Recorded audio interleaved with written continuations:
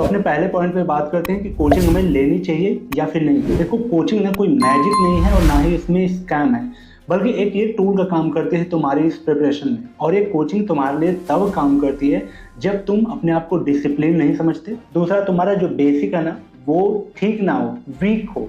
यानी बेसिक का मतलब कि जो कोर सब्जेक्ट होते हैं जहाँ से क्वेश्चन ज़्यादा आते हैं वो तुम्हारा वीक हो।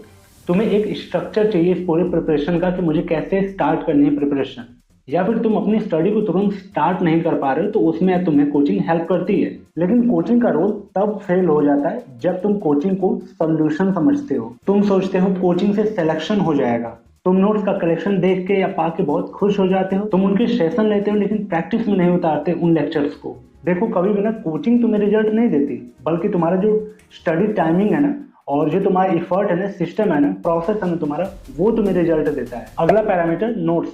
नोट्स कौन से लेने चाहिए? देखो, नोट्स का अपना अलग इंपॉर्टेंस है, लेकिन ये एस्पिरेंट के लिए कब प्रॉब्लम बन जाता है? जब वो हर टॉपर के नोट्स डाउनलोड करने लगता है, जब वो हर कोचिंग का जो नोट्स है ना उसे कलेक्ट करने लगता है, या फिर टेलीग्राम पे कोई प्रीमियम पीडीएफ जो है सर्कुलेट हो रहा होता है उसको वो स्टोर करने लगता है। उसके पास इतने ऑप्शंस हो जाते हैं नोट्स को लेके कि फिर वो कंफ्यूजन वाले एरिया में आ जाता है कि यार मेरे पास इतने नोट्स कलेक्ट हो गए, अब मैं कौन से नोट्स पढ़ूं, किससे स्टार्ट करूं। पर तुम्हें मैं अगर टॉपर की स्टाइल बताऊं कि वो कैसे अपने इस नोट्स वाले प्रोसेस को शॉर्ट आउट करते हैं, तो उनका सिंपल सा फार्मूला ये होता है कि एक अपने सोर्स को वो पकड़ते हैं, एक ही सोर्स को, चाहे एक पर्टिकुलर सब्जेक्ट जैसे पॉलिटी का है तो पॉलिटी में एक सोर्स, इकोनॉमिक्स में सिर्फ एक सोर्स, कोई एक सोर्स पकड़ते हैं, उसको 2-3 बार रिवाइज करते हैं। तो क्या है, तुम्हारे लैंग्वेज को सिंप्लीफाइड करना पहला।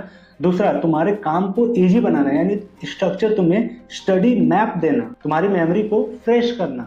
इसके साथ तुम्हारे रिवीजन साइकिल को फास्ट करना और साथ ही साथ जो तुम्हारा कॉन्फिडेंस है उसको स्टेबल रखना, फ्लक्चुएट नहीं होने देना। ठीक है, क्योंकि तुम्हारे पास कंटेंट जो है एकदम ऑर्गेनाइज्ड और स्ट्रक्चर्ड है उस तुम्हारे नोट्स में। तो काम नोट्स का रियल में यही है। तो इसलिए इसको अगर एक लाइन में समराइज किया जाए तो सिंपल बात इतनी है कि नोट्स आपके यूजफुल होने चाहिए, बहुत सारे नहीं होने चाहिए। वो नोट्स एकदम स्ट्रक्चर्ड हो, उसमें PYQ अप्लाइड हो।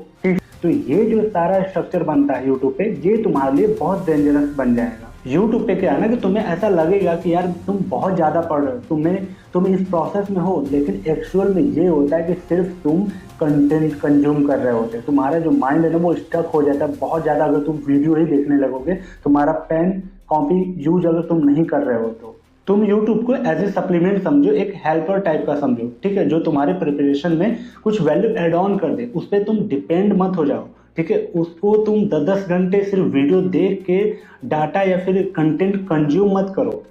उसको प्रैक्टिस में ला सकते हो, उसको रिवीजन मोड में ला सकते हो, लेकिन उसे एज ए सप्लीमेंट समझो जहाँ पे तुम्हारी वैल्यू ऐड हो। या फिर तुम अगर देख ही रहे हो तो पर्टिकुलर टॉपिक वहाँ पे तुम सर्च करके उसको ब्रेक डाउन करके देख सकते हो, किसी एजुकेटर को समझ सकते हो। लेकिन कई सारे एजुकेटर एक ही सब्जेक्ट के आप वहाँ पे नहीं सुन सकते। ठीक है, आप कंफ्यूज हो जाएंगे।